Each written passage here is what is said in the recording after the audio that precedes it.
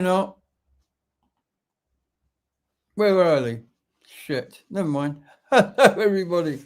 We're early tonight. I pressed the wrong button. Is anyone out there? If there is, say hello. Everybody. We're early tonight. I pressed the wrong button. Out there. If there is, say hello. Well, I guess we'll just sit here and look pretty and interesting and stuff. I'm going to hit the machine. I've got a machine over here I've got to hit because if I do it, it'll make me coffee. Let's get this on the go. We're live early. Well, it's better than late, I suppose, is it? Better than late? I don't know if it is better than late. I guess. I don't know. There's no one here. Oh, there's people here. People are joining us. Look, there's somebody there. Hello, everybody. Don't go ahead over there. Hit the button early. Somebody there. Hello, everybody. Don't go ahead. There we go. Right, who have we got in then, Jeff? Let's have a look. Who are the early birds apart from us? We have Kathy with us tonight. And we also have Jackie is with us. Hello, Jackie. Hi, Jackie. And Kathy. Hi, Kathy. Good to see you again. Yes, I hit the wrong button, so we're actually 7 minutes early. Well, it was about 10 minutes. I looked at it and it Jackie, said tell us your kittens are doing good. They are. Yeah, I hope they are. Are they doing good? How big are they now? They're like this and running around? I bet they're growing like weeds. I bet they are. Yeah, except weeds don't run around peeing and pooing everywhere and generally scratching your house to bits. Yeah. We have Mr. Andrew with us tonight. He says, hi, I am from Dubai with my girlfriend Odessa. Hello, everybody. Hi, welcome from Dubai. Yeah. Well, it's nice to know we're getting out and about. I'd like to go to that ski area they have in Dubai. Have you seen that on TV? Yes, the big indoor ski ring. It's incredible. You actually like a hill, a bit of a hill inside a building. I think it's amazing. Yeah. What they do out there, they've got the money to do it, haven't they? And they have penguins inside. Yeah, and the construction workers turn up in Lamborghinis and stuff. It's crazy. Over here, it's a Ford Escort. Over there, it's a Lamborghini. Yes. So we've got plenty to talk about tonight, plenty to do. I looked, it gives you a countdown. And I'm busy putting the videos and getting everything ready to go. And I'm going to do this. And what did I do? I looked up and it said 8:03. That's 8 minutes and 3 seconds before it goes live. Oh my God, we're late. It's 8:03. Click. And then the only option is to end the stream, which would have meant starting it all over again. And so I just had to leave it. My bad. But we've got plenty to do tonight. And Jeff is looking really sprightly and chipper because you've had a bit of a week of it, haven't you, bro? Oh, it's been a good week. It's been a very busy week. I went to Texas. I was in Texas for a while. I thoroughly assaulted my liver down there with Texas barbecue. Yeah. I survived. My liver is still angry with me, but I'm in Iowa now, and I'm under the heat dome, and man, it's hot. It's really. I actually have both air conditioners going full blast, and it's still 80 degrees. Yeah, let's explain to people. When we say it's hot, it's not hot, is it? Explain what hot means over in Texas or when it gets hot over there. Explain exactly what you mean by hot. Well, I spent the night last night in Big Cabin, Oklahoma. And when I pulled in and parked, the thermometer on my truck said 103 in the parking lot. And today it's about 97 here, but the humidity here, oh my goodness. The humidity is, you can cut that air with a knife. Yeah, I bet. So you've had a bit of a week. you overhauled the trailer. We did, yes. I haven't had chance to photograph the trailer yet, but we'll talk about the trailer. We can talk about the studio. Loads and loads of things going on. I've been interviewing famous people. We got tons of stuff to talk about when the show starts in approximately 3 minutes. But in the meantime, important things first.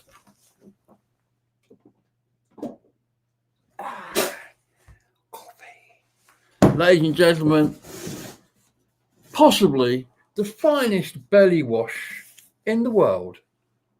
Folgers, I've got to work out how to reverse this damn camera as well. I don't know how to reverse the camera on this. It was straight. It was straight. No. It's the wrong way round. I think that said Folgers backwards. Oh, well, do you know what? You're right. This is weird. I'm looking at the screen here on my computer, but next to me I've got my iPad set up so I can see Roland's here, so I can see the comments a bit bigger, and it's the right way round on here, but it's the wrong. Oh, I don't get it. I don't understand what's going on. I haven't got a clue. Yes, Roland's here, Jeff. You are just discombobulated today, aren't you? I am. I've been all over the place, and I've got more news. I've got my daughter coming to visit tomorrow, which I am so looking forward to. So we'll be talking about that. We've got some interesting videos tonight. And this is a free extra that we don't charge for this first 10 minutes before the show. This is all completely free. There's no extra charge, no subscription needed. But we are going to talk about subscriptions a little bit later because we've had a bit of a downturn in that department, and I want all you lot to help me put it right. So we do have Roland with us, and he's from the Black Forest in Germany. I bet it's beautiful there now. Oh, tell me about it. I mean, I am going to go back to Germany later this year. It's one of my journeys.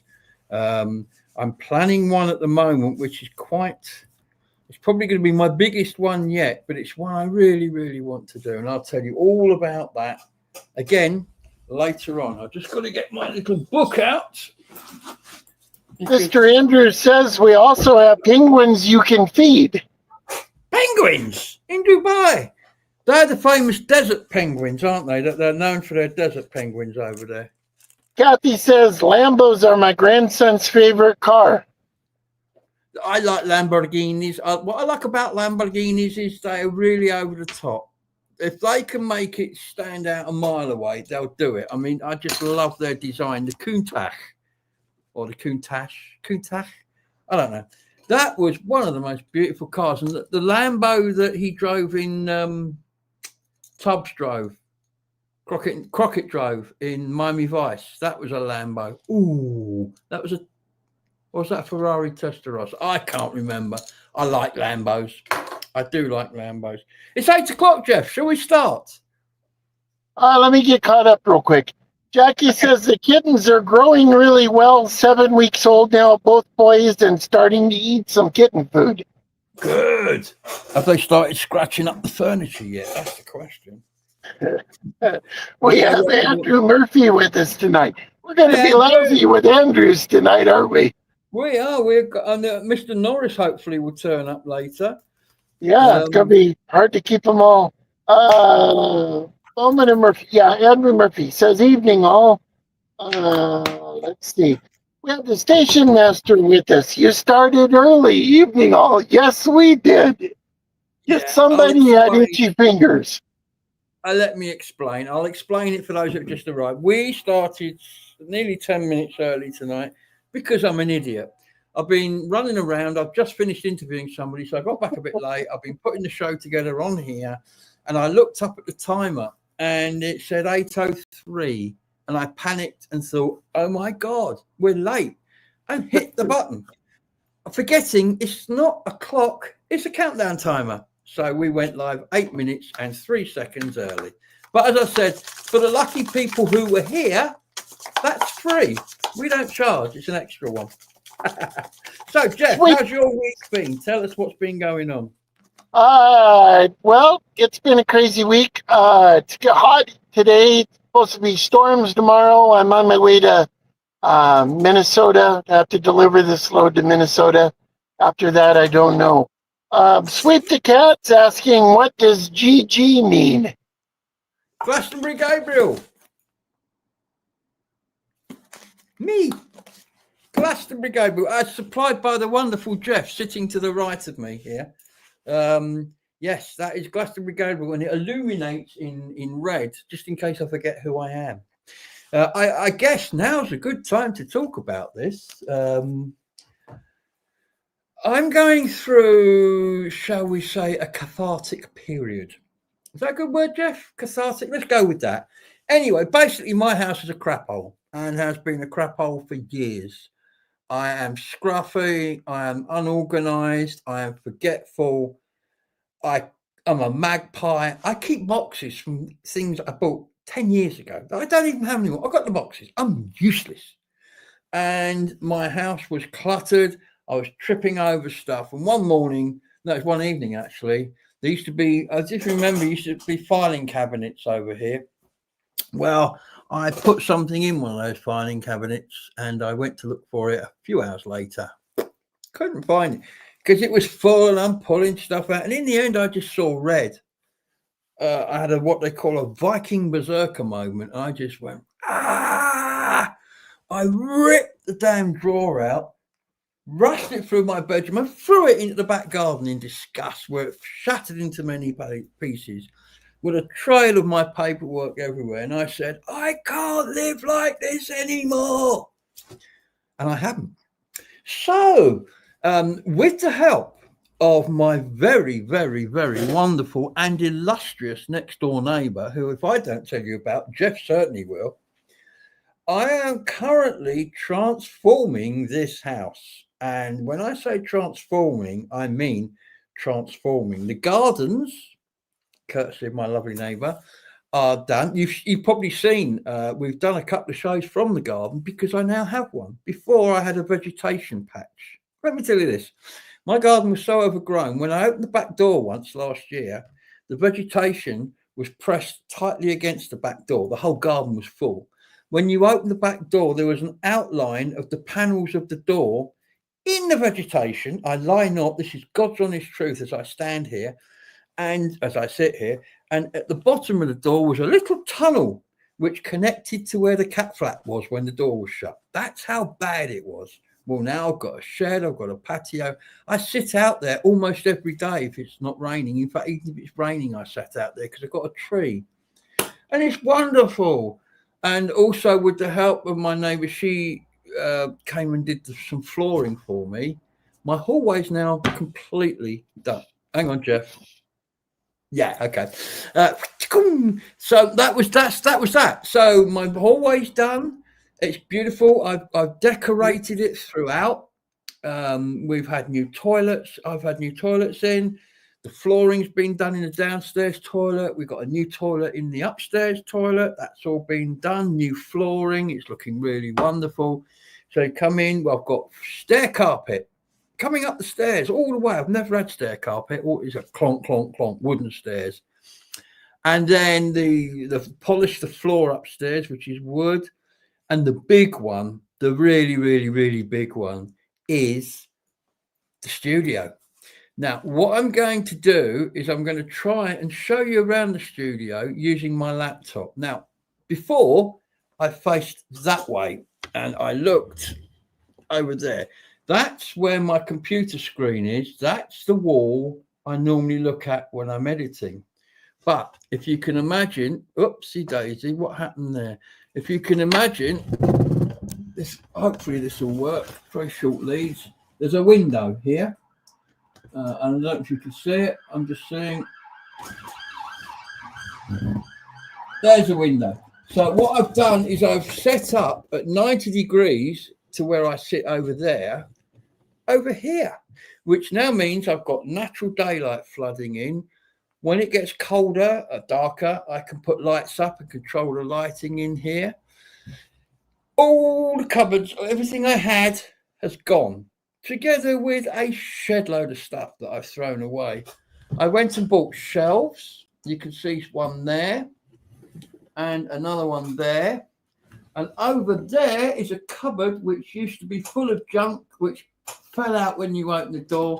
It's now completely organized. So as you can see, I have reclaimed my working space and made it into something that is really nice.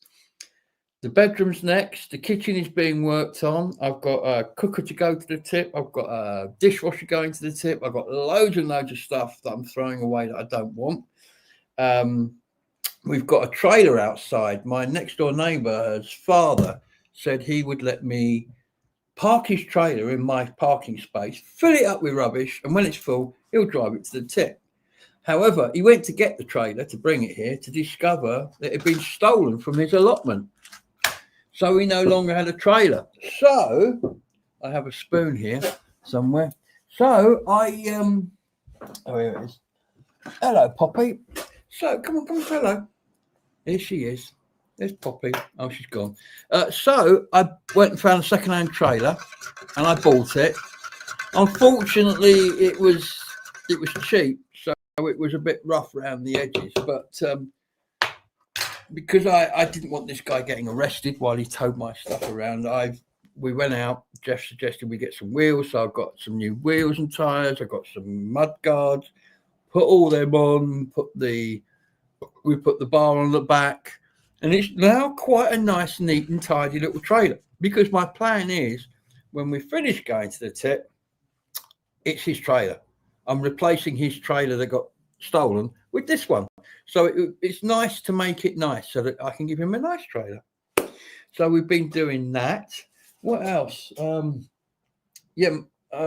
Just basically tip runs. I've got so much bloody rubbish to get rid of in this house.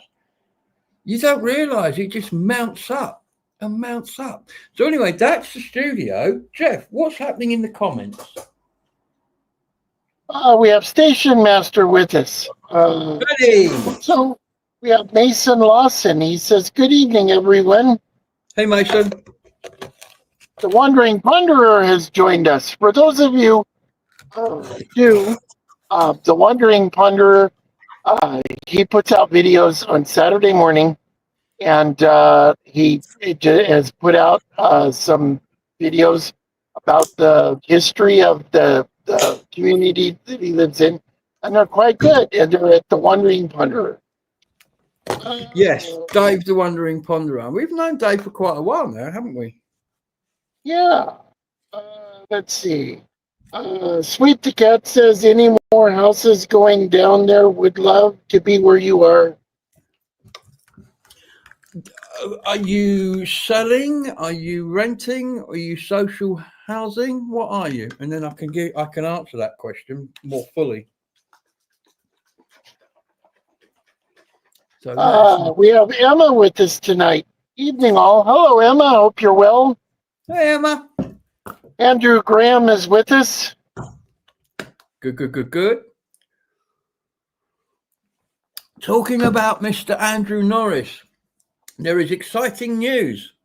I have spoken to Mr. Norris, who's coming over for his annual 3-week sojourn to the UK, and we are going to hook up in London.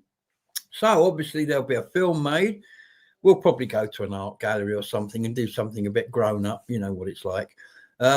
But we'll do something, and you'll be able to see it on here. We'll show you what's going on. So I'm looking forward to that, because there'll probably be 3 or 4 videos, because if you make a video and the Station Master makes a video, and if Andrew Murphy comes, he'll make a video. Yeah. It's true. Although I think it's only me meeting up with Andrew that particular day, unless he's arranged something I don't know about. But yeah. Sweet the Cat says, "Well, how do you get a social house, but there is a massive queue for them?" Yeah, I was lucky. I was way back when my kids were little. I was a single parent, and they, because of their mother's drinking, had gone into care. All 3 of them. Long story short, I'd had to leave because of the drinking and stuff. blah, blah, blah. Anyway, I worked with social services who wanted me to have the kids, but getting them out of care was a long-winded process. Lots of court. I was going up to Liverpool all the time to court, and it was interesting because I was working with social services. They wanted me to have the kids, but it was still a long-winded process. And basically what happened was it came down to the fact I needed somewhere to live, because at the time I had Niall with me and I had Simon with me. They were about 13 and about 6 at the time, and in a one-bedroom flat in Totnes. And so social services stepped in and they did something with the housing people and put me to the very top of the housing list so that I get the next property. Well, back then, when you go for council property, you name towns. You could name 2 places you wanted to be. And I put these 2 places down. Then a friend of mine got married and she had a social housing. It was council house then. She told me she was giving it up. So I rang my social worker and I said, look, I know it's not in the area I picked because I never thought I would get one in the area. It's in Bartington, which is one of the most posh places in Devon at the time. And so I said, is there any way that's coming up I could have it? And with the next day, yes, it's yours. So I had a council house, and that was in 2006, 2007. Then it became social housing because they got rid of all the council houses. And then I moved to Glastonbury, did a swap, which is how I got this house I'm in now. So, yeah, basically bringing up kids who've been in care, getting them back and bringing them up yourself as a single parent in those days was enough to get you a council house. There you go. And I'm so lucky because, I mean, in Glastonbury now, if you want to privately rent, 800 minimum, really, for most things. 800 and above, over 1,000. And if you go through an agent, you've probably got to find 6 months rent. You've probably got to find a deposit. Some people I know are paying 2.5, 3 grand just to move into a place. And I am not paying rent anywhere I live. I'm not. If I can't afford to buy, I'm going to figure something else out. You pay rent, you're just throwing money down a hole. Well, it is to a certain extent. It is to a certain extent because all the money that I paid in rent in those years would have, well, we thought 2007, 2008, 2017, would have been 20 years into a 25-year mortgage, you know. So, yeah. But Which anyway. is why I bought the RV, because when I retire, I can just go and... Well, this is it. I mean, if the weather's horrible here, I can't go and drive my house to where it's nice. With an RV, you can do that. If I want to go fishing, I can't drive my house down to the river. And there's so many places you can stay free. You can stay free at any Cabela's. You could stay free at any Bass Pro Shops, the casinos, the wineries,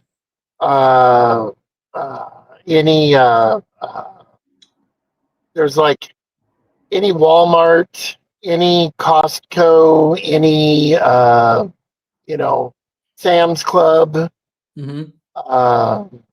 usually Home Depot. There's so many places you can stay for free. Yeah. It makes sense in America. Over here, it would be difficult, but in America, it's a lifestyle that you can take up. And of course, when you say RV camper, think more a small flat. I mean, I've lived in smaller flats than this camper. It's huge. So it's not like, the campers we have in this country, which are basically a transit van with a fiberglass arse on it. No, this is think more of a bus. It's huge. Yeah, it's huge. It's a Greyhound bus frame. Let's see. Station Master says Dave's can't read with these glasses. Dave's history videos should be shown in schools and in museums. They are that good, especially the recent ones. And I will be seeing Andrew Norris on Sunday. Well, I wish I would have known you were going to see him on Sunday. I have stuff for Andrew Norris, and I've been going to send it to him, but it's so hard to get to a post office. Uh, Oh, how long have you had that box to send to me, bro? 6 months? yeah. At least. Just because you see, the Yeah, thing is, and you're driving an 80-foot truck, you can't just drive down a little high street and pull up outside the post office, can you? nope, and I have parts for Dave's clock. I got to send him. Yeah, and they've been waiting almost as long, haven't they? Yeah, poor Dave's been waiting a year to fix his clock.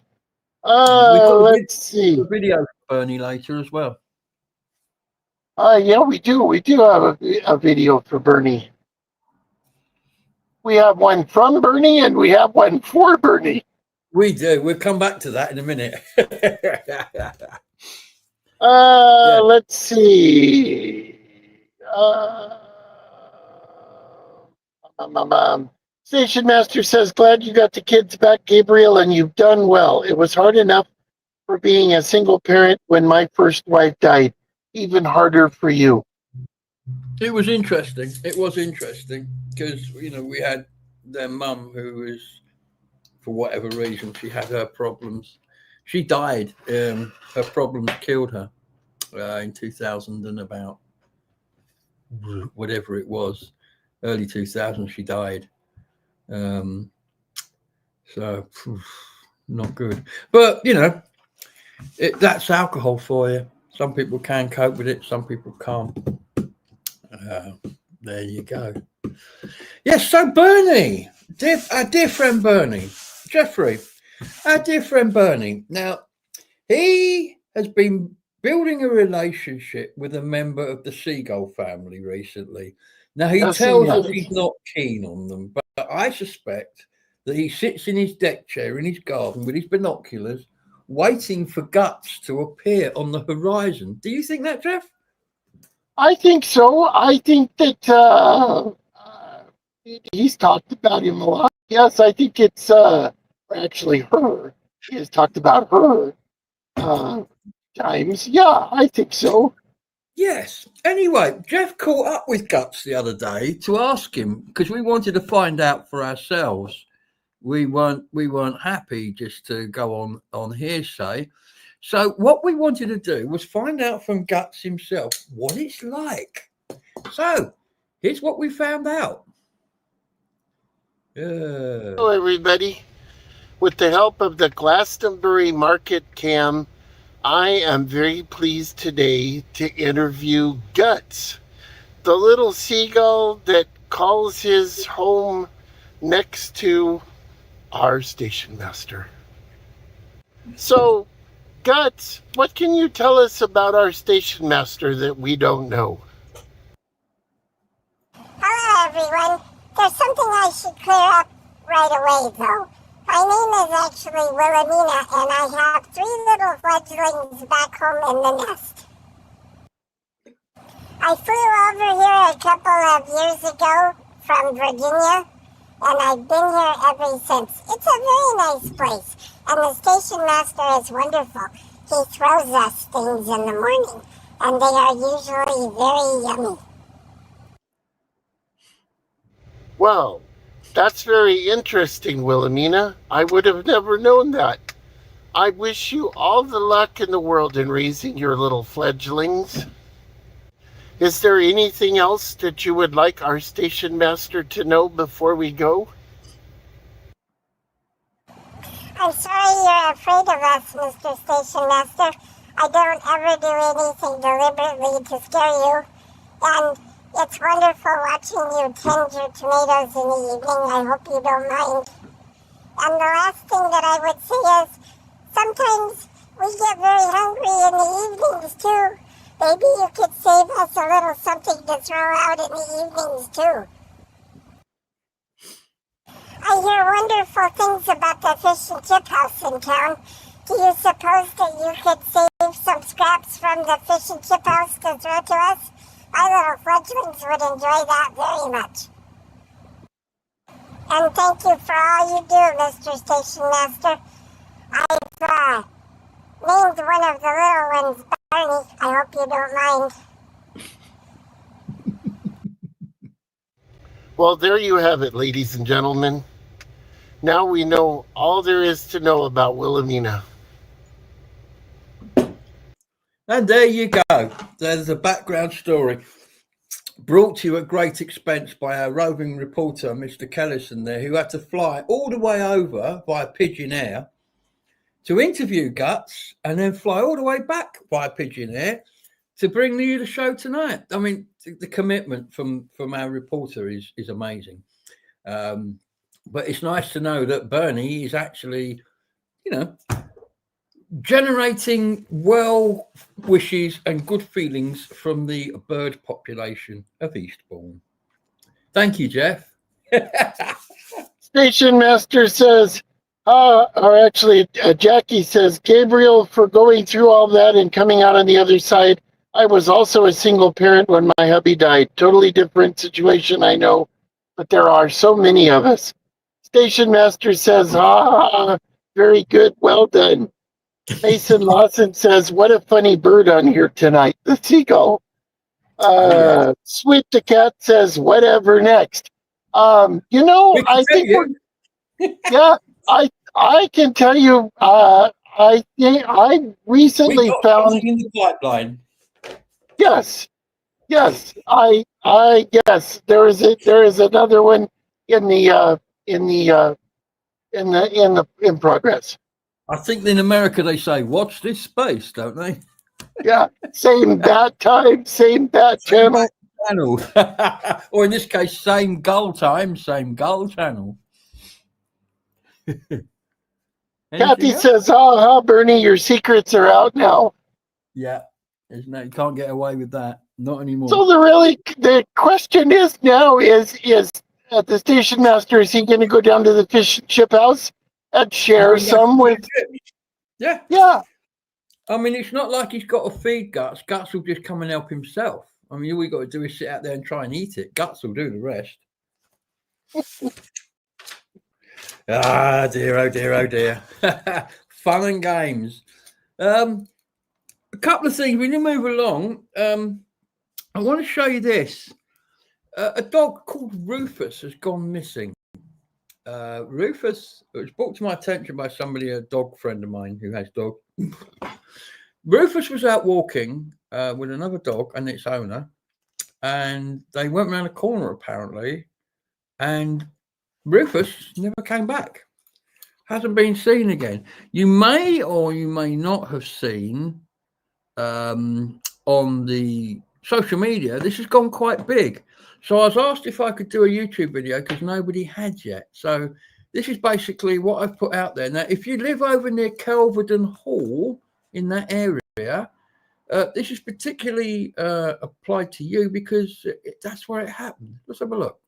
Ladies and gentlemen, and welcome back to the channel for what is today a slightly different video.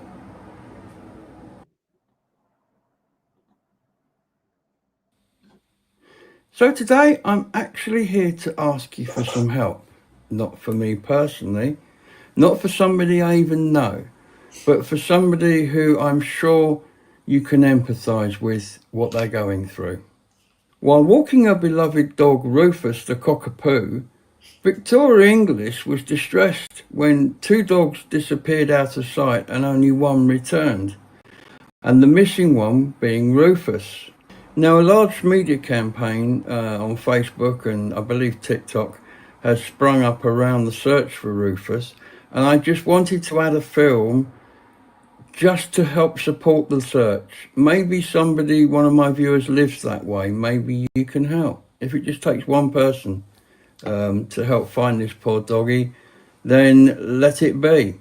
So to that end, I have linked the Facebook page in the comments down below and in the video description so that you can click on that. And what I'm asking you to do is click on it, go across, show your support, and have a look what they're looking for. There is a £5,000 reward, by the way, for information leading to the safe return of Rufus.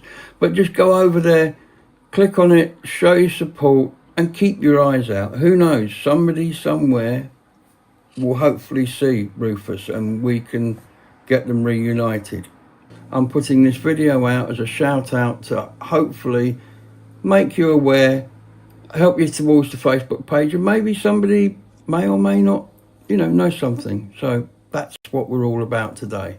Anyway, I wish Victoria all the best in the world. I hope Rufus comes home. But for now, that's the end of this video. It's very short. Please go check the site out. You might be able to help. But for now, from me, bye-bye. So there you go. If you go across to my channel, that video's on it, and there's a link there to a Facebook page where people, I mean, they've got pet detectives, they've got all sorts of people involved now. And it's just a sad story. I mean, you know, when an animal goes missing like that, it's very distressing. I mean, what happened? Was he stolen? Nobody knows. Pet detectives, there are several pet detectives who are on board with it now, but I just thought it might be nice to show what's going on. Anything in the comments there, Jeff? Let's see. Oh, we have Ernie with us. How spooky! Ernie! I'm wondering if the owner can share a Google map of where the dog disappeared, and from there do some detective work of where the dog might have gone to. I think the dog, they're thinking that somebody might have took him because they saw a vehicle. Yeah. Another dog disappeared elsewhere, completely unrelated, and a silver pickup was seen in the area, and apparently a silver pickup was seen where the doggy went missing. Of course, he's a cockapoo. They're cute. Everybody wants one. They're popular breeds. Maybe he's daddy to several puppies now. I don't know, but I certainly hope that they you know, they manage to find him, because that's really horrible. You know, you get really attached to animals, don't you? And for that to happen, it's just You know what? Do you know what time it is?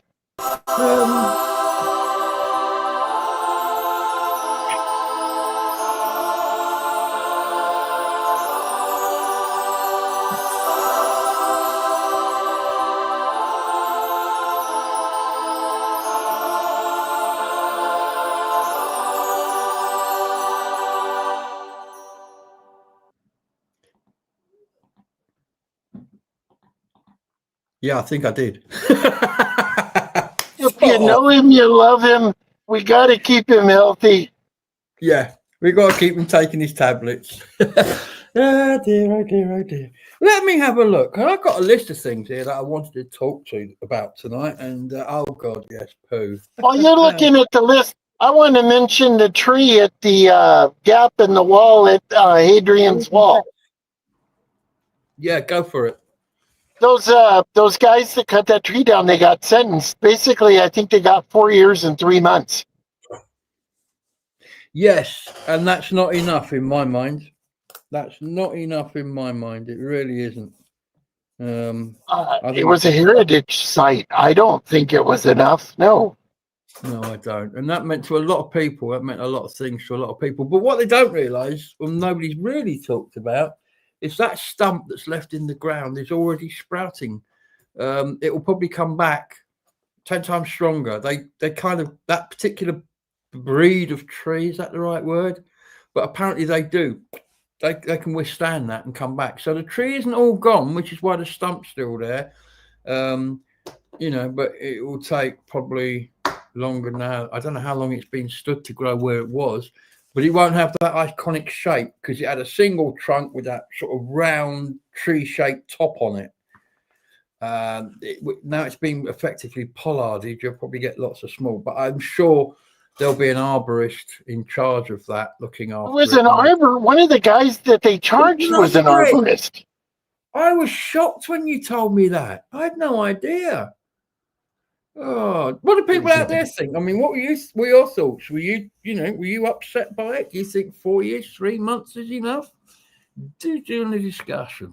Do join the discussion. Now, we were taking the rise out of young Bernie earlier on, but in a more serious note, he's actually sent us a video. Now, Bernie has sent us videos. Andrew has. We've had the kittens. Please, please, please, if you've got videos, couple of seconds, doesn't matter what it is, send it in so we can put it up.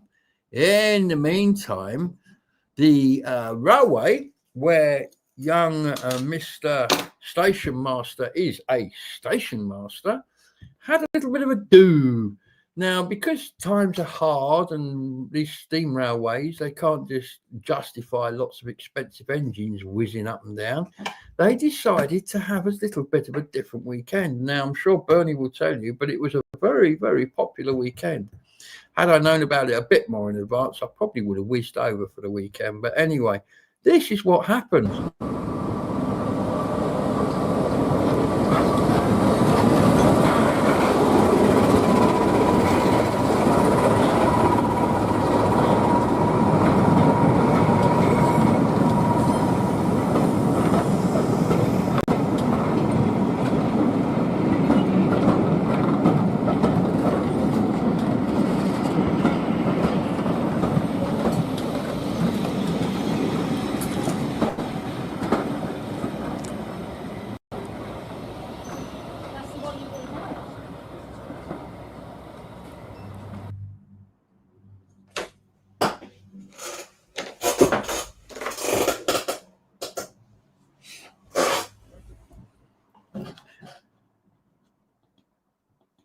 And there you go.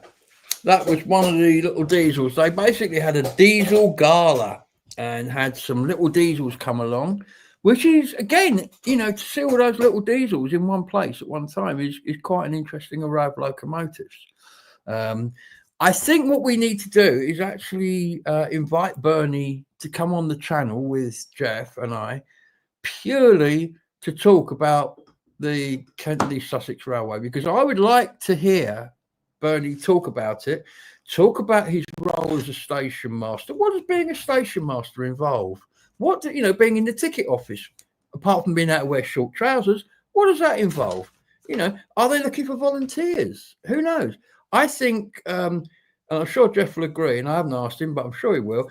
We'd like to invite Bernie to come on here one week and join us, even if it's just for 20 minutes or 10 minutes, just to give us a bit of insight into life on that railway, because I'd love to hear about it. Wouldn't you, Jeff? Yes. And I saw a picture of him that he had posted last week of him in his station master's outfit, his uniform. And it was very nice because I told Gabriel numerous times that week that I hoped that he would post a picture because he was going to wear his full uniform. Yeah. And his prized watch. And I was hoping very resplendent in it, doesn't he? Yeah, he fits the bill, boy. He's a station master. And of course, his watch isn't accurate because it would have been an English watch had he been a station master back in the day, and it wouldn't have been a very good one. Of course, now he's rocking a rather nice American timepiece, which is accurate almost to 3 seconds a day, isn't it? Yeah. Rather nice piece. Anything in the comments? Because I want to rattle along here a bit, because I've got a couple of other things that are kind of need to go out this week. So what's in the comments there, Jeff? Station Master says diesel galas are very popular. Mason Lawson says, I was in Birmingham recently and witnessed a delivery cyclist knock down an elderly woman on New Street. Shockingly, he sped off without offering any apology. I am still furious. Man, do not get me started about these a-holes on electric bikes whizzing around towns and cities now. They're all driving electric bikes, all of which don't need pedal assist. They're all throttle. They're all illegal. They all go around wearing face masks like they're some hooded gangster. Do you know, one came past me. Where was I? I was in York, and one decided to cycle past me on the pavement at full speed, and I stepped in front of him, and he swerved onto the road and gave me a load of Arabic insults. And I said, yeah, come on, bring it back. People like that, no. And when you go to London, they're all dressed in black. Everybody's electric bike, but I have an electric bike, and because I'm a big person, it's a big bike. I mean, it weighs 100 pounds. Yeah, right. And the speed they go, because they're not slow bikes. These are 1,000-watt motors on a lot of them. They're doing 30 miles an hour. And if that hits you, you're going to hurt, you know. And these people, there's no licensing of these drivers. A lot of them are illegal immigrants. That's why they're all masked up. Don't get me started on that one because I'm a cyclist. I have an electric bike that I built. I used to work for Halfords. I was a bike mechanic, and I used to convert bikes into electric. So I've got a bike that I've converted into an electric bike, but I ride it responsibly. I don't go on the pavement, and I don't do 30 miles an hour. You know, it's the police are starting to clamp down on it, which is a good thing, but not fast enough in my mind. And they speed off. They probably speed off because they're illegal immigrants, and if they get caught, they get pushed back where they came from. But if you're in McDonald's and they come in to pick it up, they can hardly speak English. Some of these delivery riders, they come in, and the guy at the counter sort of trying to get some information out of them, and they can't hardly speak. They show them their phone. No, don't get me started. Anything else there, Jeff? Yeah, there was one from Kathy. Me and my daughter and her two boys took a ride on the KNESR Kent East Sussex earlier this year. A very relaxing ride it was too, and we saw some deer. Station master said, and some strange bloke at Bodgem. Bodgem, yeah. I mean, well, it goes with the territory. There's a strange bloke at Bodgem. If there's not a strange bloke at Bodgem, there's something wrong. Well, I've had a strange day today.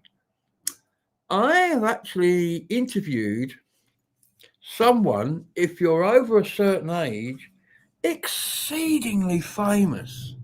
I mean, after the interview, the conversation that was going on, the name dropping was like nothing else. Anyway, some of the older amongst you may or may not remember a band called Country Joe and the Fish. Country Joe and the Fish were around in the 60s. They were kind of a psychological folk band, but they were pop into agitprop. They were like anti-war. They led the movement against the Vietnam War, and to a certain extent were responsible for the movement that made it stop. They were at Monterey Pop Festival. They were at Woodstock. I mean, this guy was brushing shoulders with Hendrix, Dylan, Arlo Guthrie. This guy's been there. Now, a lot of people don't know who he is, but he had an interesting life. And this is unedited. It's pretty much straight off my camera because I literally got in about an hour before. But I just wanted to show you what this guy's all about. Ladies and gentlemen, welcome back to the channel. This is a really, really special day for me. I have met somebody who some of you may not have heard of, but I have, and some of you will have done.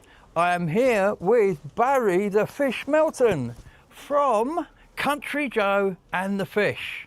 Now, anybody of a certain age will remember them. You were pushing the boundaries at the time, weren't you, with what you were doing? What was it like? How did you come to form the band? Well, we didn't start as a band. We started as a duo. Yes. Joe and I.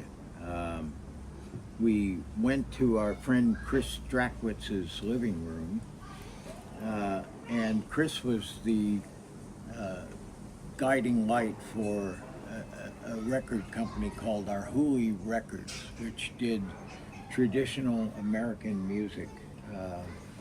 And he was the first person, I believe, to bring the modern versions of Mance Lipscomb, Mississippi John Hurt, and people like that. And anyway, we went to his living room, recorded 2 songs, one with a jug band and one with just Joe and I. On the other side of this little EP record, EP is an extended play record that's 33 and we have one here for those who've not seen them before. This is an EP, yeah. Ladies and gentlemen. That's not the first. That's not the first, but for size, it's a guide. Yep. And anyway, on the other side was a fellow named Peter Krug, who was a songwriter from Berkeley. And we recorded in Chris's living room. And we were looking for a name. We thought we ought to give it a name. Always a good idea. Yeah, I mean, Anyway, we thought because we had done 2 anti-war songs, basically. Yeah. One was "I Feel Like I'm Fixing to Die Red," which was 1, 2, 3. What are we fighting for? And the other was a song called "Superbird," which was about Lyndon Johnson. And we thought, well, we have to give this a name, and people are going to think we're communists, so we'll give them what they're thinking that we are. And we called it Country Joe after Joseph Stalin, which was one of his nicknames. Yes, it was. And the fish, which was a quote from Chairman Mao's Little Red Book, I didn't know that. which was the fish moves through, well, I'm sorry, the revolutionary moves through the peasantry as the fish does through water. And so there, hence the name Country Joe and the Fish. And our first airplay ever was on Radio Moscow. No way. Incidentally, because Russian radio was interested in showing that Americans didn't really like the war in Vietnam. So You fit they the bill. used us Yeah. as examples of American descent. So there we are, Country Joe and the Fish. Well, there you go. I mean, there's a much more to that interview, and he's a very interesting man. And I didn't know they got their name from to do with communism. But, you live and learn. He goes on to tell stories about, when they were gigging and stuff. Very interesting, very interesting. And his stage manager was doing a lot of promoting. And we were talking about bands like Budgie and that. And after the filming finished, we were talking about, Hendrix and all these people, stories about. They put together a jug band with spoons and that sort of thing.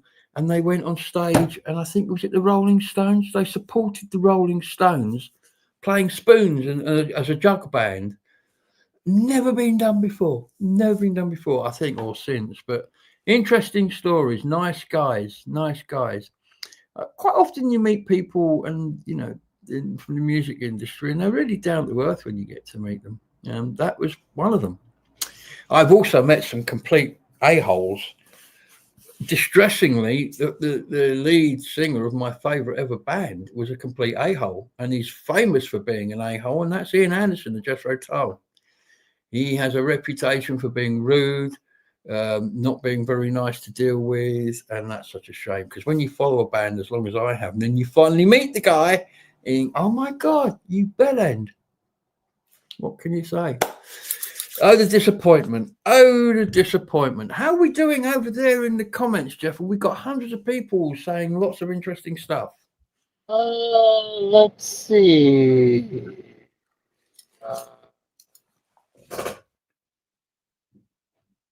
Let's see. Sweep the Cat says, by the way, I have to say, did you hear Ozzy Osbourne died yesterday? He was one of my heroes. Listened to his music for the last 38 years. Very sad. There won't be another. No, they won't.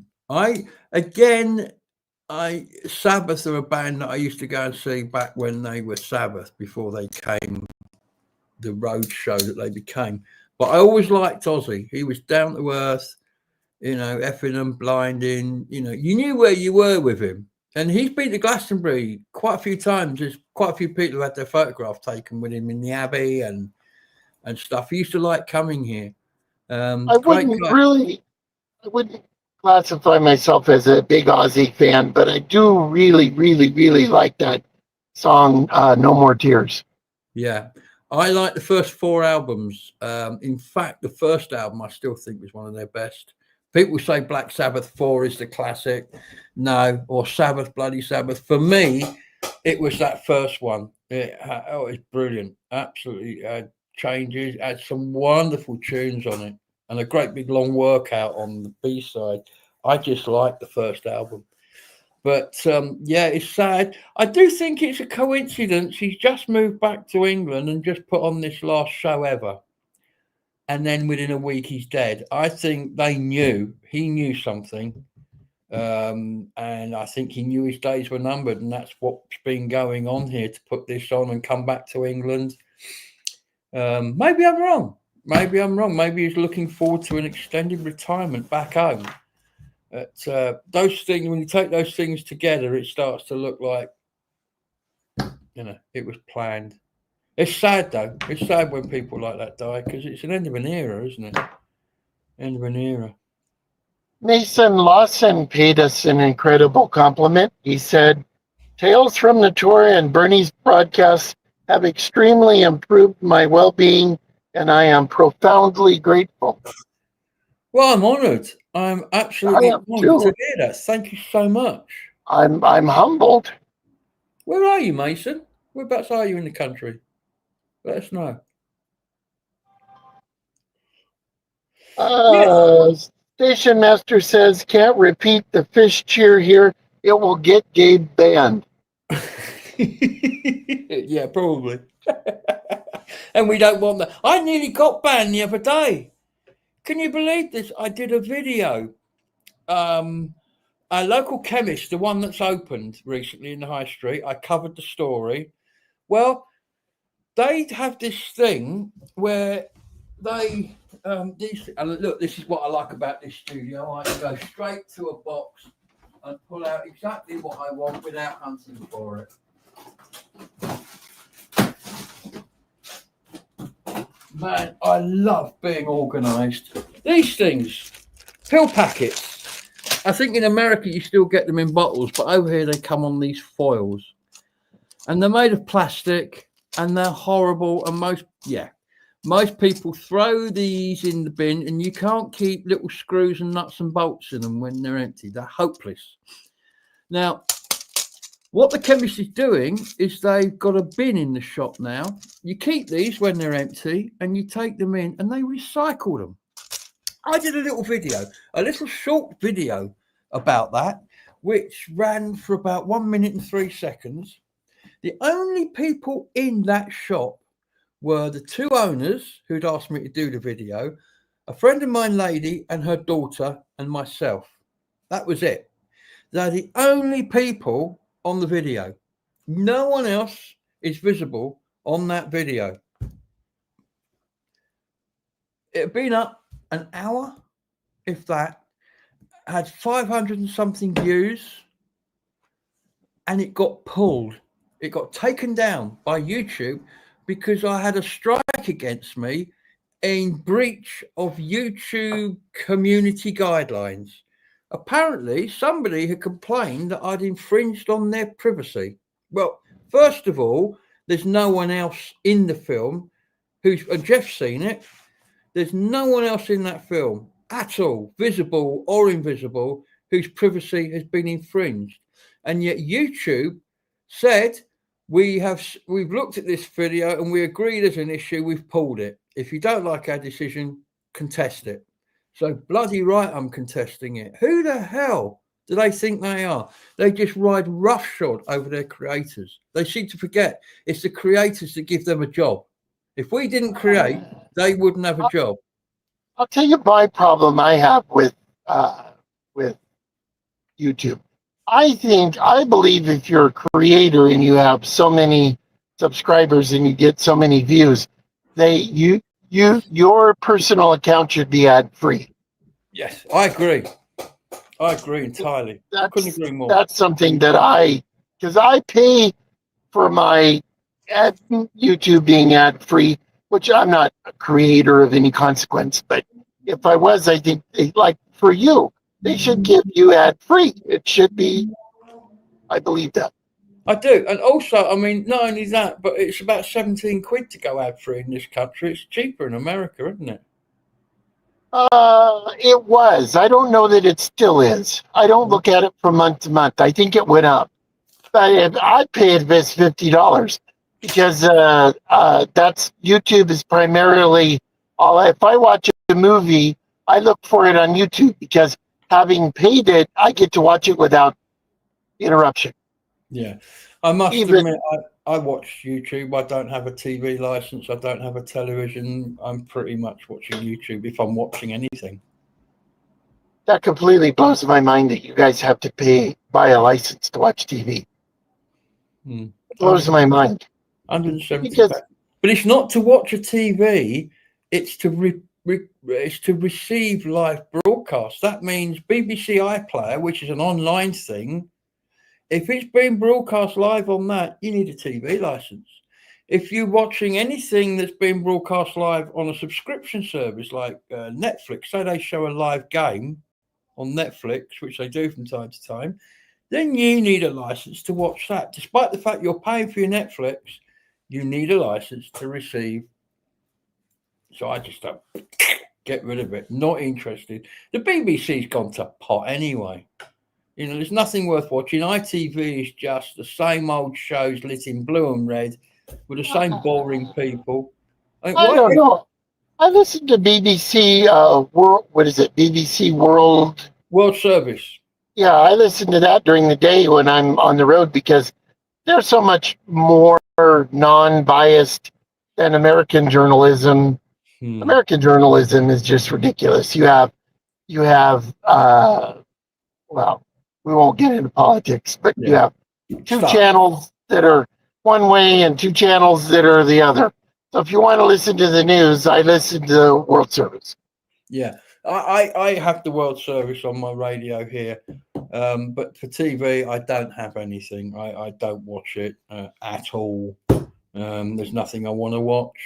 Absolutely not. Channel 4, Channel 5, all the other garbage. There's nothing worth watching on there anyway. Certainly not worth paying all that money for. Changing the subject, if I may, I went to the Isle of Wight last week. And I went to the Isle of Wight because I wanted to do a video about the journey across on a hovercraft.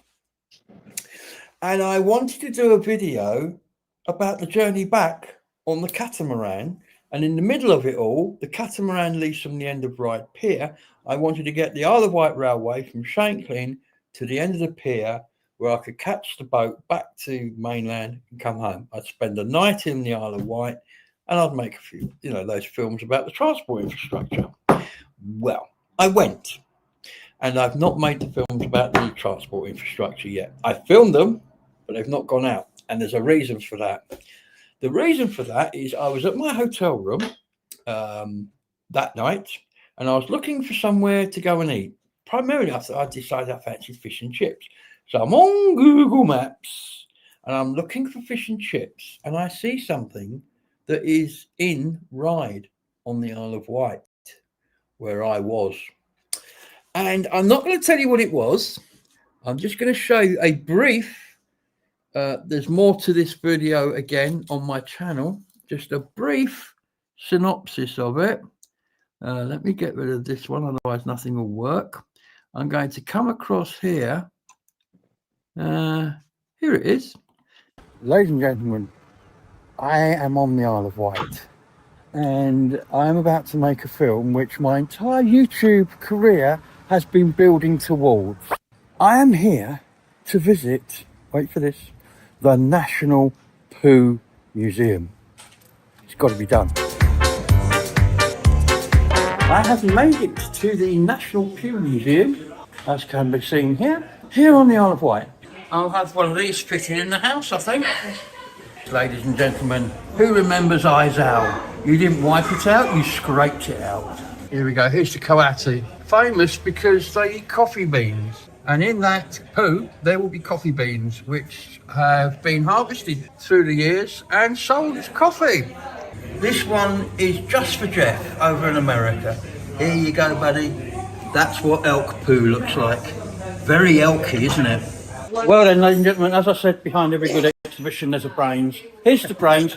What's Daniel? How you doing, buddy? Very well, yeah, lovely to be here. Daniel's made me very welcome this morning, and this museum, this exhibition is superb. I'm going to try and get this to come to Glastonbury. If you want it to come to Glastonbury, say something in the comments, we'll see what we can do. Now, so Dan, tell me, what gave you the inspiration for this, what I can only call a brilliant exhibition? Yeah, I am often asked that question. I'm not surprised. Cards on the table. I had no particular interest in poo any more than anybody else at the beginning of this, but I was part of a group of artists. We were looking for a theme for our next exhibition, and it was really just fate that presented me with this lynx poo. I was on a holiday. I stepped over You it. get that in Tesco's lynx, don't you? Yeah. Is that made from lynx poo? Have some lynx poo in it. Yeah, but I didn't pay any attention to it at all. It was only because the people I was with, they maybe recognised and knew more about nature signs and things like that. So they got all excited. And that just got me thinking, oh, well, maybe we could do an exhibition about poo. It's got all the advantages. It's cheap, which was good. It's readily available. Slightly taboo, maybe. Yeah. It's just on the edge, But I think we did something slightly different because we're far from the first artists to use poo. Yeah. There's one in Kiev, isn't there? They're good friends of ours. Oh, good. So that is the Museum of Toilet History. And so, have you heard of that before, or did you? I have heard of it before coming here. Yes. So did you see this exhibit? No, what's here? that? So this, if I take that out of here, these two exhibits. A golden toilet. Golden Toilet, Ooh. presented to us by the That's Museum nice. of Toilet History. Oh, so it is. Look at um, that. Woo! And I'm sure your viewers will recognise this fellow. I like it. It shows what they think of. You can put in back in there, can't you? Yes, here we go. Oh, Yes. I wonder if they've done a Donald Dump on yet. That'd be a Donald Dump toilet brush. So it really just came out of the whole thing came from a chance encounter. Put two and two together, so to speak, started collecting poos, and there's just been an incredible response. I suppose it's something that everyone can relate to. We all do it. Every creature on the planet just about poos. So Of course they do. There is a serious note behind this.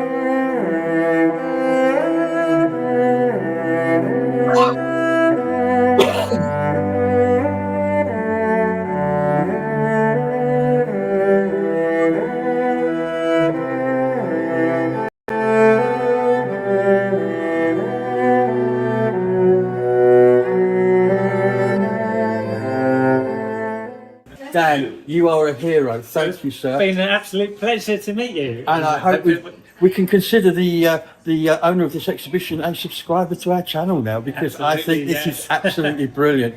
And don't forget, this exhibition is only here till Till the 23rd of August.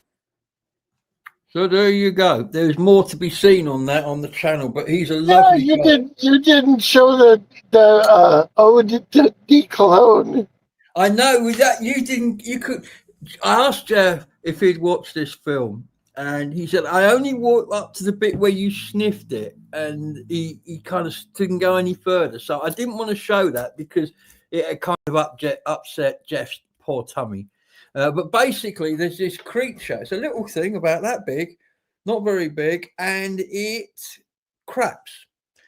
And 20, 30, 40,000 years later, these African guys go into these caves and they find their shit.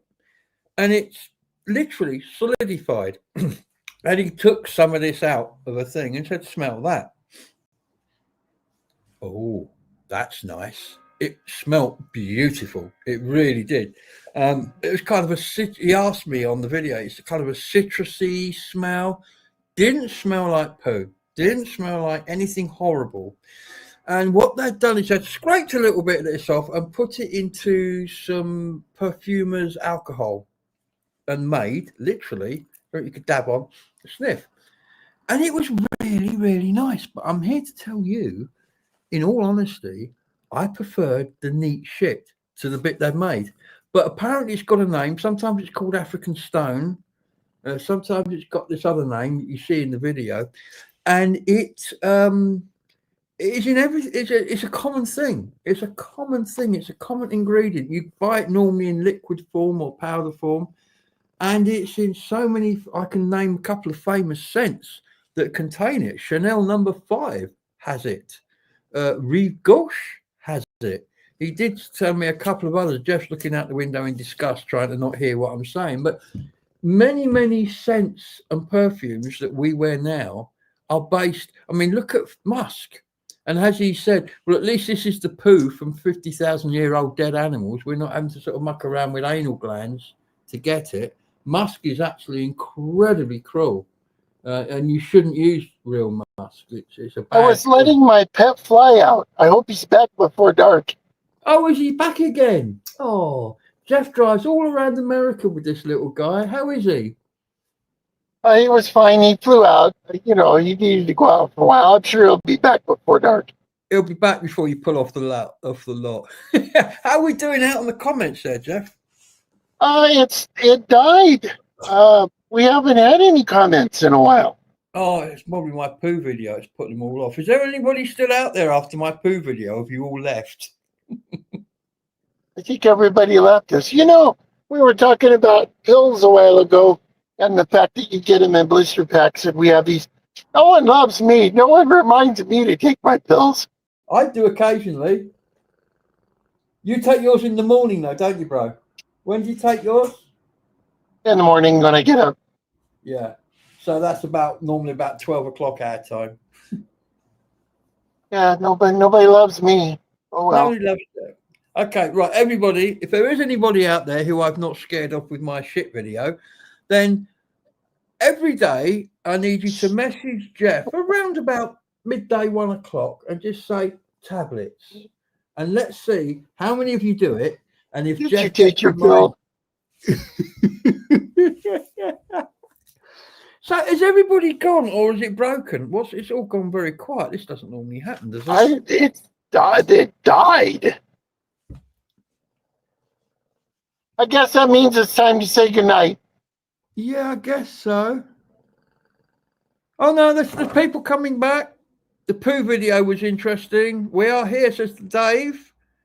Midnight or midday? Midday, because Jeff is normally around 6 hours behind us. America, you've got Pacific on the west, then you've got Mountain, then you've got Central, then you kind of got Eastern, and you've got a couple of other bits that don't really count. But normally Jeff spends a lot of his time in Central, which is 6 hours behind us. When he retires, and this is going to be interesting getting used to this, Jeff is going to be 8 hours behind us. So he'll be getting up 10 o'clock in the morning, and it will be like 6 o'clock in the afternoon here. And so we'll be just going to bed and Jeff's just starting the day. So poor old Jeff will be getting up at very silly o'clock in the morning to reach our 8 o'clock time slot. We'll have to get used to it, I guess. Kathy says the poo video was interesting. Ernie says I'm still here. My things they just recycled now. Oh, Emma okay. says okay, I will message him. There you go. Thank you, Emma. Thank you, Emma. Jeff will never forget his tablets again. I can count on Emma.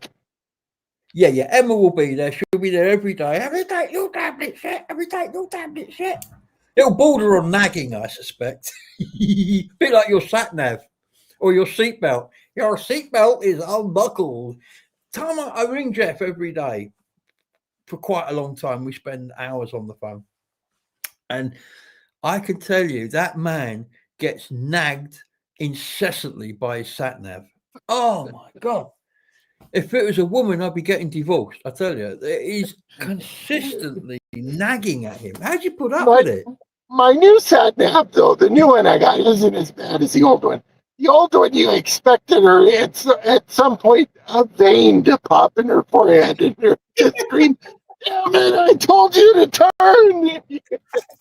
Mind you, your last one was American. This is a Chinese one. It's probably a little bit more polite, perhaps. You know, the Chinese one, it was the American one I had for a long time. I had for like 10 years, but it was $600.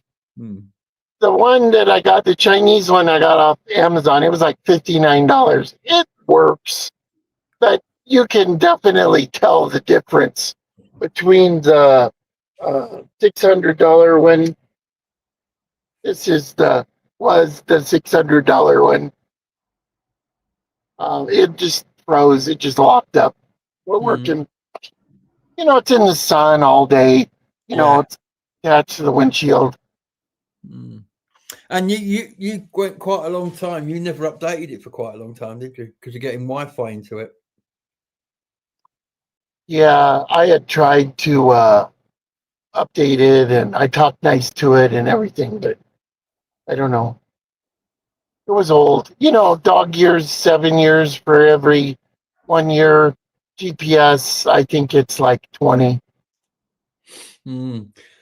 Yes. Ernie has made an interesting comment. There's a trio of speakers who've been trying to put on an evening so that they can spew their shite.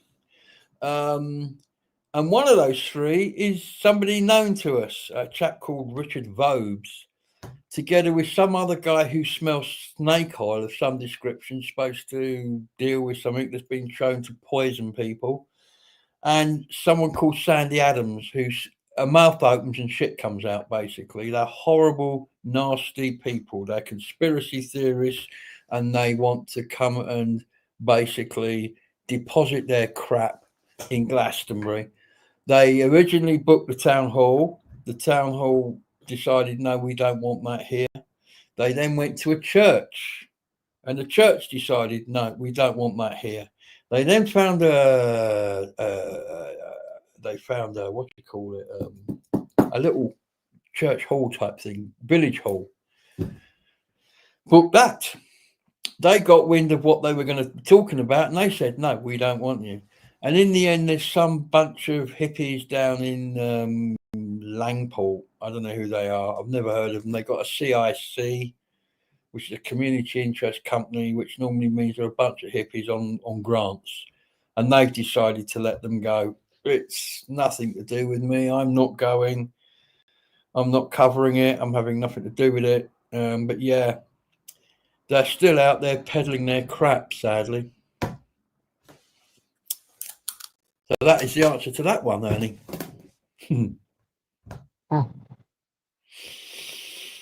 Well, I think I would skip that. Yeah. It's rubbish. It's rubbish. He's described as a children's author. That's what he's going out under the moniker of. Richard Vobes, a children's author. My problem with it all, well, I don't want to throw stones. You know, people who live in glass houses, don't throw stones. No, I don't want. But I will say one thing. I know him better than everybody here, I believe. And I think it's sad because he is very well educated, and I don't believe in my heart of hearts that he believes all that conspiracy theory junk. So that's all I'm going to say. It is a vehicle to get more viewers. That's all I'm going to say. Yeah. I tell you, the other two are firmly implanted in their beliefs. They really are. Man, that Sandy woman.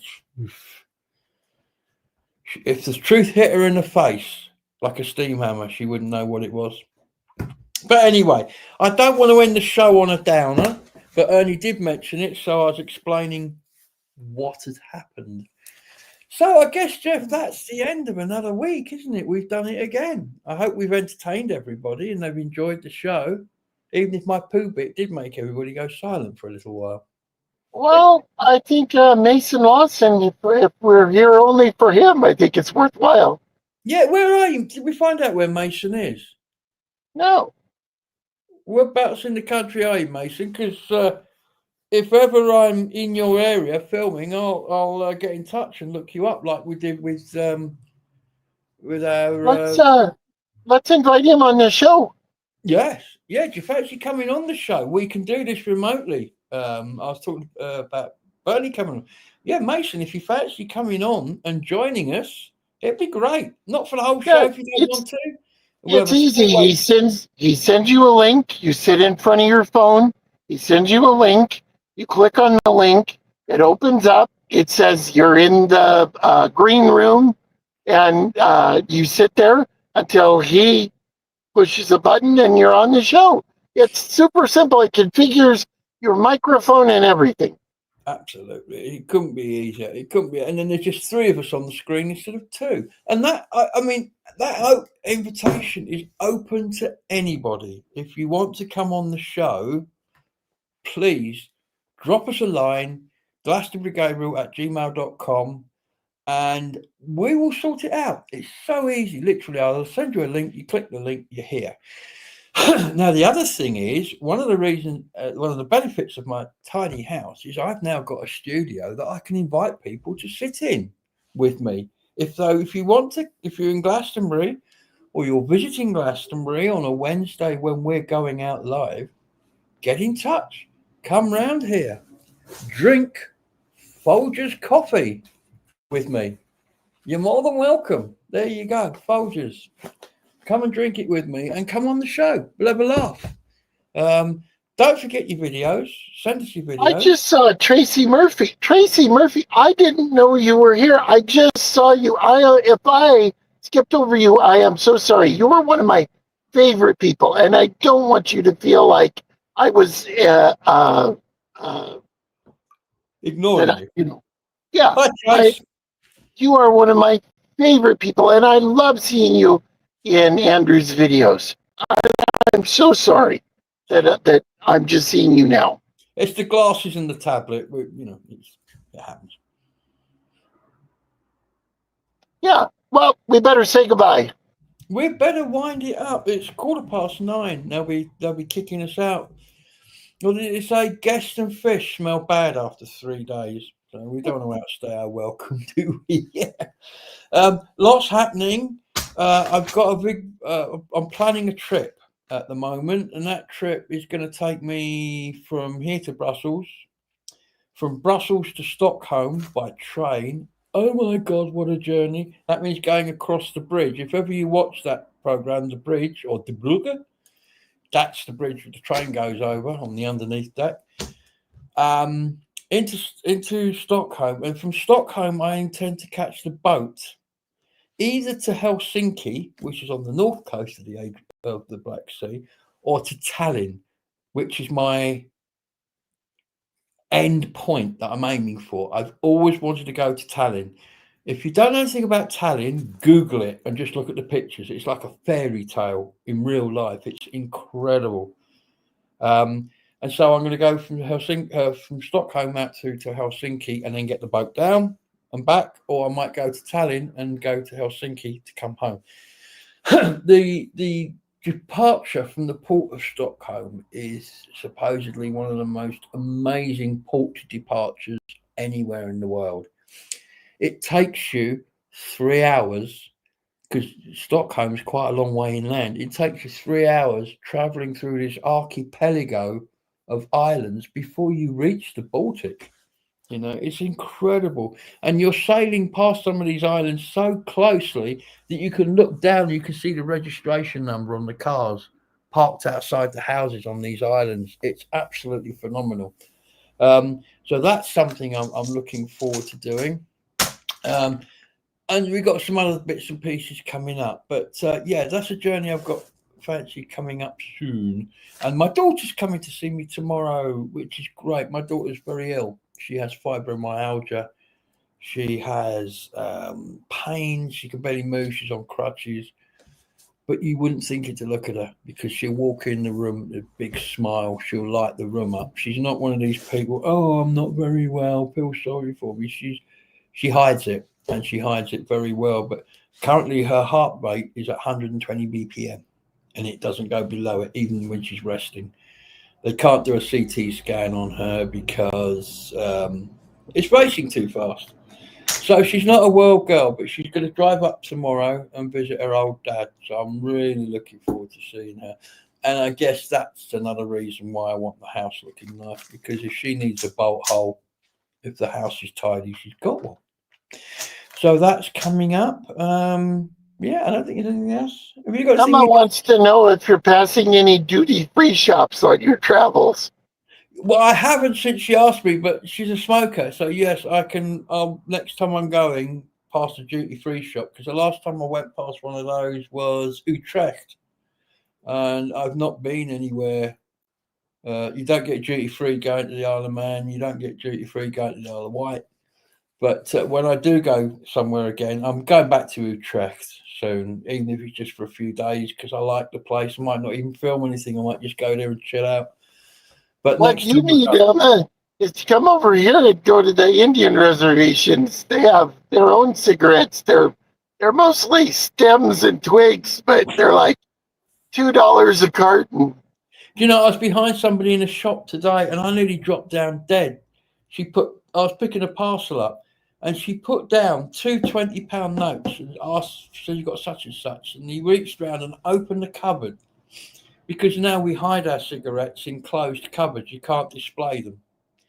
And he reached in and pulled this packet of 20 cigarettes out. And I'm not kidding you, she paid £16.57. £16.57 for cigarettes. What our government are trying to do, they're trying to price them out of people's pocket. So what used to be £1.50 is now £16, and it's going up every year in the budget. They put the duty up, and of that £16, about £15 is duty to stop people smoking. What they should have done was, back in the 80s, they should have said, okay, you have to be 21 to buy cigarettes. Next year, you have to be 22. Next year, you have to be 23. And now you'd have to be 60-some years old to buy cigarettes, and all those people are dead. So the problem would be over. It would be, but then who's going to police it? I mean, they're selling cigarettes to underage kids now. You know, the shops don't police it. They just want to sell the cigarettes. They don't care. But, you know, I can say it's noticeable now. No, smoking is really a minority sport in this country. You go anywhere and the smokers have to go outside in the rain. They might have a little roof over them. You go past an office block and there'll be a little shelter outside with all these people go and then rushing back in. It's not made easy. They don't make it easy for you to smoke. The cigarettes are hidden. They're expensive. There's nowhere for you to smoke. You can smoke in public, walking down the street, but no shops, no cafes, nowhere. Pubs you can't smoke in. We are pretty much a no smoking society. It varies here by state. I think you can still smoke in the restaurants in Missouri, I think. I think you can still, there's a couple states, Arkansas, I think. It's noticeable at Netherlands. When you go to the Netherlands, everybody's smoking. But you see, when I smoked, I stopped in 2000. I smoked Dutch tobacco, Drum, Samson, Duma, all those Dutch bands, because I like their tobacco. And the Dutch have always been quite big. I think they do a lot of importing of tobacco. They're one of the main places in the world where it's imported, and then it's so they're quite big into it. And I don't see it's more common to see people smoking over there than it is here. Because I think about it. When did you last see someone out smoking? It's not that common now. Last time I was in Missouri. Last time I was in Mississippi or Louisiana. What it has been replaced with is vapes. Now, vaping has almost become a sport. You have these vapes, and it's called clouding, and they set them up so that you inhale, and a cirrus cloud comes out when you breathe out. You know, it's like it's gone misty. Well, I can't see anything. Where's all this smoke coming from? Huge clouds. It can't be good for you, all that moisture on your lungs. I don't know. But anyway. Okay, so do you smoke? Here's an interesting quote. Any of our people smoke? Do you vape? We've got vapors out there. Hold your thoughts and we'll have another talk about that next time we come back. But don't forget, and the one last thing I have to say, I did mention it earlier on, subscriptions. We've hit a milestone which I never wanted to hit. In the background, in the back office bit of YouTube, which you don't see, it tells you things about your channel and your analytics and that. And one of the things it tells you is what's happened over the last 28 days. Now, this is a rolling 28 days. So it's 28 days back from today, then it will be 28 days back from tomorrow. And it tells you how many subscribers you've added in that 28 days. And we, on a good day, back around March when did the Dell funeral and we did the Beltane thing, we had some really big videos. We were putting on 500 subscribers in that 28-day period. I looked at the channel yesterday, -2. In the last 28 days, we've had a net loss of 2 subscribers. We got to 4,755, and it's been going 56, 57, 58, 57, 56, 59, 55, 50. For some reason, we can't, it's just shut down. We're getting no new subscribers. I don't know why. So I'm going to have to start doing something that I didn't want to do, and that is having a little film clip asking people to subscribe while I'm doing the film. I didn't want to do that, but on YouTube, subscriptions drive the channel. The more subscribers you have, when you do a video, the more people find it in their inbox or their list. And then they watch it. It won't be long. I'll retire. I'll start making videos again and I'll pull you out again. Yeah, pull me out the doo-doos. Yeah, Jeff videos always get us lots of subscribers. But it is, I mean, I thought this was going to be our fastest 1,000 subscribers because we reached 3,000. We was at 3,500 within 2 weeks. And then it stopped. And it's like, boom, falling off the edge of a cliff. So, if you haven't subscribed, please hit that subscribe button. It costs you nothing to do. You get no bills. And all it does is make our videos get out further to be seen by more people, which means we can get more subscribers. We can get more bigger videos. We can go abroad. We can do more things. We can, please. I won't get down on my knees and beg, but if you haven't subscribed, please, and share us with other people. Tell people, hey, this guy's not too bad. He goes on a bit. You need to have your hot dog barbecue. We are going to have a hot dog barbecue very soon because Jeff can't understand why I don't grill. And so in order to keep this man quiet, I'm going to buy a grill and put it in my nice new garden because I can. And I'm going to start inviting people around for barbecues. Now, this doesn't mean I'm having a barbecue on a certain date. I will announce when we're going to have a barbecue. I would point out that the 18th of July was National Hot Dog Day. And not a day when I'm going to do a barbecue. But I will be doing barbecues. And if any viewers are coming to Glastonbury or are in Glastonbury, let me know. Just show up. Just come on over. Bring the kids. Bring the RV. Yeah. In fact, invite all your mates. Just turn up on my doorstep. Yeah, it'll give Jeff something to laugh at to next week.